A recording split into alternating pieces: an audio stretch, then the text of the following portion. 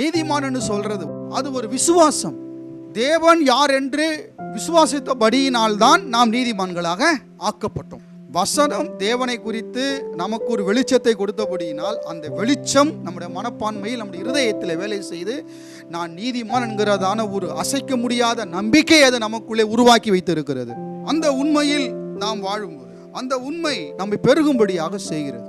என் தேவனால செய்ய முடியாத காரியம் ஒன்றுமே இல்லை, என் தேவனால எல்லாம் முடியும் என்று சொல்லக்கூடியதான அந்த நிலைக்கு இந்த மனமும் இருதயமும் செட்டில் ஆயிடுது. அப்படியே இந்த போதனை நமக்குள்ள ஒரு அறிவை மட்டும் உண்டாக்கல, நமக்குள்ள தைரியத்தையும் நம்பிக்கை நமக்குள்ளே வளர்ந்தோங்கும்படியாக செய்கிறது.